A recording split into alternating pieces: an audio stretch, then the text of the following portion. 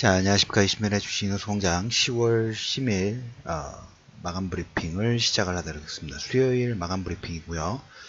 오늘 시장에서 장중의 움직임들, 특히 외국인들 선물이 상당히 좀 많은 매도가 나왔어요. 8,000개까지 장중에 매도 부분들이 나왔는데 요리조리 여러가지 부분들을 체크를 해봤습니다. 물론 제가 보지 못하는 부분도 없을 수는 없겠죠. 근데 그 체크 부분들 하나하나씩 체크를 할 때마다 예전에 역사적인 흐름에서 우리가 과거의 모습 속에서 현재의 투자 심리라든지 여러가지 모습들을 투영시킬 수 있다는 얘기를 종종 드리죠. 우리가 2018년도입니다. 거의 한 200년 정도 전에, 벌써 1815년 정도니까 거의 200년 가까이 됐죠. 그때 이제 증권거래소가 런던에 있었습니다. 그때 센세이션하게 어떤 투자자가 어떤 행동 부분들이냐면 로스차일드라는 가문의 부를 급격하게 만들었던 어떤 사건이 있었어요. 워털루 전쟁이 있었죠. 나폴레옹과 웰링턴 장군이 이끄는 그 다음에 영국 프로이센 동맹국 간의 워털루 전투의 승패, 누가 일어날 것인가, 프랑스가 나폴레옹이 다시 이길 것인가, 아니면 영국이 패할 것인가. 그때 로스차일드 가문의 정보, 지금도 보면 정보를 누가 더 고급 정보를 가지고 있느냐가 승패를 좌우하는 그런 부분이 없잖아요. 있죠. 지금 같은 경우에는 뭐 인터넷망이라든지 통신망 자체가 워낙 빠르게 진행되다 보니까 예전보다 속도 자체가 상당히 더 고속화됐는데, 그때 같은 경우에도 보면 인편으로 거의 대부분 이 정보망 부분들을 이용을 했습니다. 유일하게 로스차일드 가문 자체가 유럽 지역에서 자체적인 뭐 전산망, 우편망, 인편 부분들을 가지고 있었던 그런 케이스가 있어요. 6월 18일 정도 전후에 이 로스차일드 가문의 이 가문이 워털루 전쟁의 승패 부분들을 보면서 정보는 일반 개인 투자자들과 아무 거래소도 없었어요. 대부분 투자자가 없었는데 영국이 불리하다는 소문 자체가 상당히 많이 돌았어요. 그래서 로스차일드 가문 자체가 없는 정보에서 이쪽에서 먼저 서서히 영국 공채 부분들을 매도를 일부 시작을 했습니다. 매도를 시작하다 보니까 시장에서 어떻게 반응했냐면, 영국이 워털루 전쟁에서 패했구나, 이런 판단 안에 가지고 있는 국채 부분들을 다 매도를 했어요. 거의 뭐 몰빵 매도랄까요, 모든 선절매 부분들을 진행을 했던 케이스가 있는데, 뭐 100파운드짜리 콘솔이 가격이 뭐 5파운드까지 급락이 나왔으니까 뭐 얘기는 별도로 드리지 않아도 여러분들이 어느 정도 규모였는지 아마 대략적으로 예상을 하실 거예요. 시장이 이제 공포 부분들에 젖어 있을 때 이 로스차일드의 대리인들은 30파운드 이하 정도 되면 슬슬 물량들을 다 사모았습니다. 그래서 모털 전쟁이 영국이 패한 거라고 생각을 하고 매도했던 그 물량 자체가 그 다음날 영국군 대승이라는 신문 기사가 나오면서 급반전 부분들 하죠.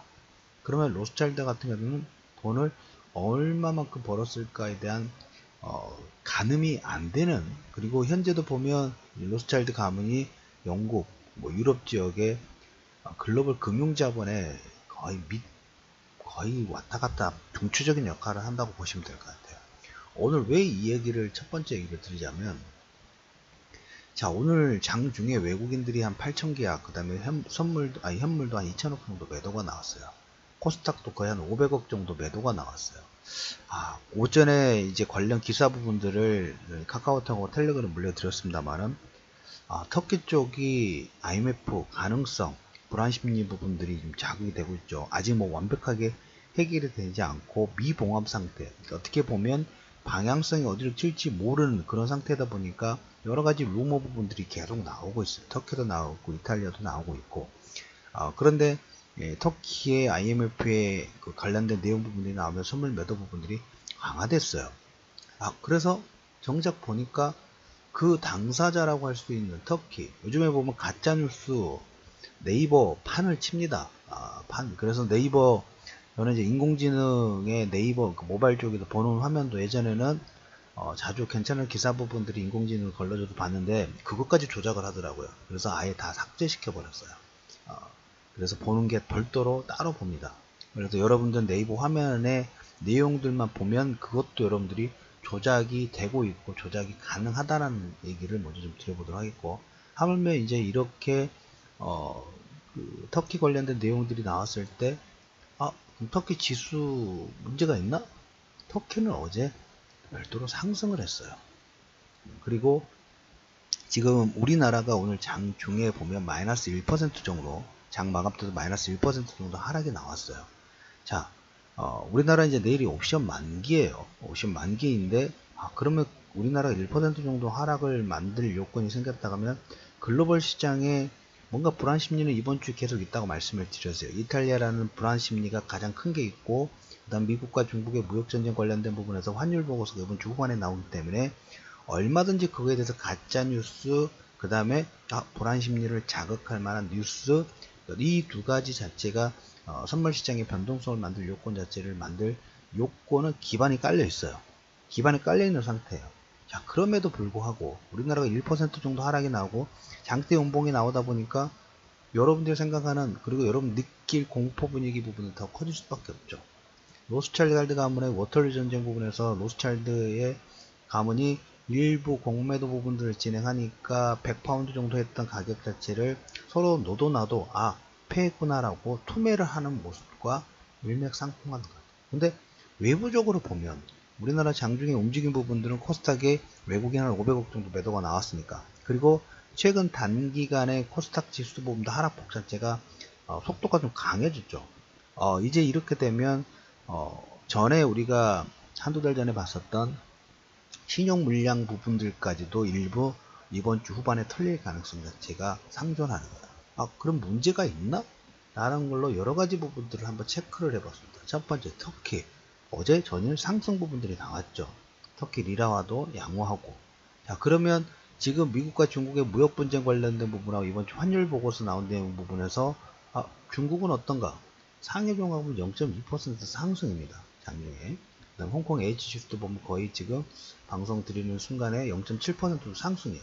우리나라가 마이너스 1% 하락 나왔으니까 문제 있구나라고 보지만 해외에서 보면 별 문제가 없어요. 터키 문제 없고 홍콩, 상해 문제 없어요. 아직까지. 그리고 이탈리아 같은 경우는 아침 모닝브리핑 말씀을 드렸던 것처럼 아직 예산안 관련된 부분들의 불확실성이 계속 남아있는 상태예요. 불확실성이 있을 때 이렇게도 생각이 들고 저렇게도 생각이 드는 건 어쩔 수 없습니다.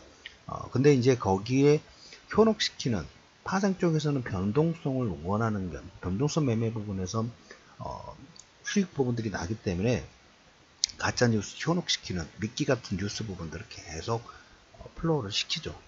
이러다 보니까 거기에 휩쓸릴 수가 있겠죠. 로스차일드가 일부 매도를 하니까 영국이 패했다라고 움직이는 거 일맥상통한다고 보시면 돼요. 그로 인해서 로스차일드는 금융 재벌이 탄생 부분들이 됐어요.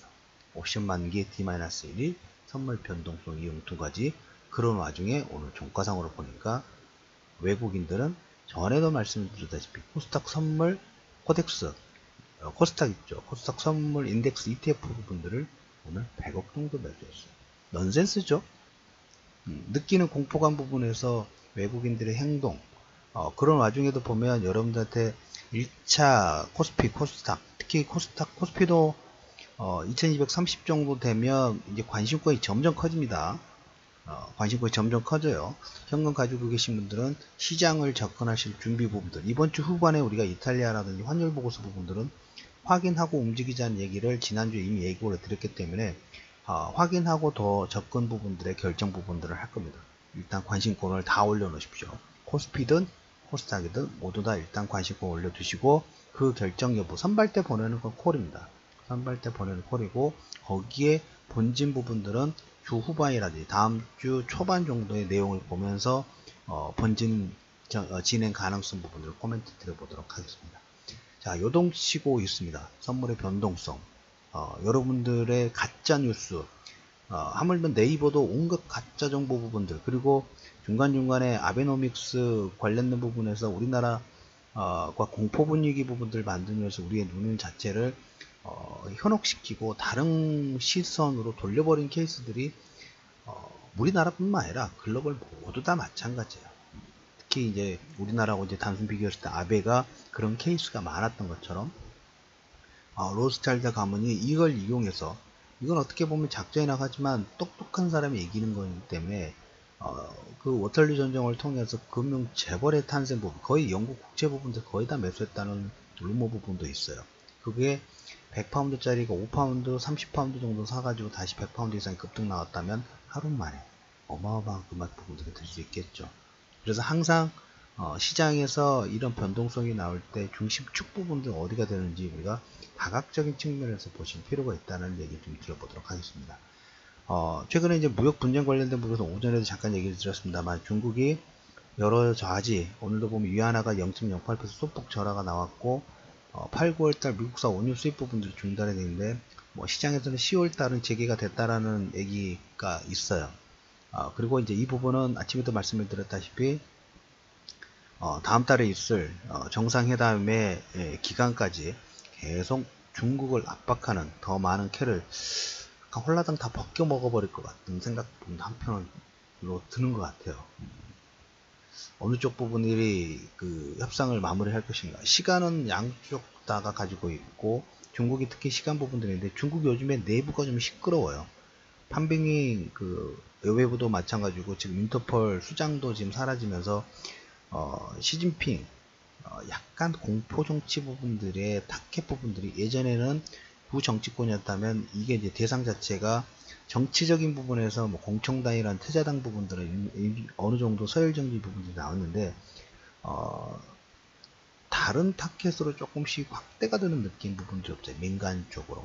그래서 시진핑 우리가 의외로 그 뭐라고 할까요? 강권 정치를 할까요?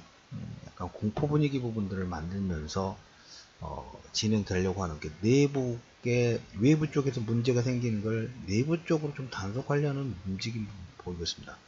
예전에 뭐 이건 추가적으로 나중에 시간 되면 얘기를 드리겠지만, 마오쩌둥이 문화대혁명 부분들의 진행 여부 했을 때, 그 다음에 마오쩌둥의 등소평이 나오고, 등소평 시점에 지금 시진핑의 아버지가 시중신이라는 분이 있는데 그것과 약간 연결되는 부분이 없지 않아 있는 것 같습니다. 아무튼 오늘 말씀드릴 부분들은 미국, 우리나라 시장이 선물 옵션 만기가 D-4로다 보니까 변동성이 커지는데, 그 내용을 보니까 홍콩 애지수가 0.7% 상승했고요. 상해 종합지수는 0.2%, 터키 이스탄불은 어제 0.6% 상승이 나왔고, 오늘 마지막으로 외국인들은 지난번에도 코스닥 ETF 쪽 150 선물 부분도 매수하면서 코스닥의 반등을 이끌었고, 이번에 고점 부분 나왔을 때 이제 매도하고 있다고 말씀을 드렸죠. 그거 마찬가지로 반대로 코스닥 선물 쪽에 외국인의 매수가 들어왔다는 얘기를 들으면서